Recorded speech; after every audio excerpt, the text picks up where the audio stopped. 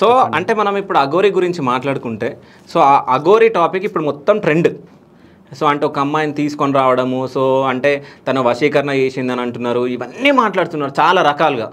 అసలు ఆ అమ్మాయి ఈ అఘోరి దగ్గరికి ఎందుకు రావచ్చు? అంటే నిజంగా వశీకరణ పూజలు, వశీకరణం చేయడం ఆ అఘోరికి తెలుసా? ఆయన నిజమైన అఘోరియా? అసలు ఆయన ఎవరు? అఘోరులు ఇట్లా తప్పులు చేస్తారా? వాస్తవం. అఘోరాలు అనేవాళ్ళు సమాజానికి దూరంగా ఉండాలి. నాగసాధువులు అనేవాళ్ళు సమాజానికి దూరంగా ఉండాలి. సమాజానికి దూరంగా ఉండే వాళ్ళు చేయాల్సింది ఏంటంటే స్వామి హోమాలు, పూజలు, పురస్కారాలు. దత్తపుత్రుడు అంటే దత్తాత్రేయుడి ద్వారా వీళ్ళు బయటకు వచ్చారు ప్రపంచంలో. అంతకు ముందు కూడా అఘోరాలు ఉన్నారు, అన్ని యుగాల్లో ఉన్నారు. కాకపోతే మన యుగంలో కలియుగం ప్రారంభమైనప్పటి నుంచి మాట్లాడితే దత్తాత్రేయుడు స్త్రీల గౌరవార్థం అఘోరాలని ఆయననే సిద్ధం చేసుకున్నాడు శిక్షలు ఇచ్చి. నాగసాధువులకు ఇచ్చిన తర్వాత అఘోరాలు కూడా వచ్చారు. వ్యక్తిగతంగా లైవ్ ఎగ్జాంపుల్ శ్రీనివాసే.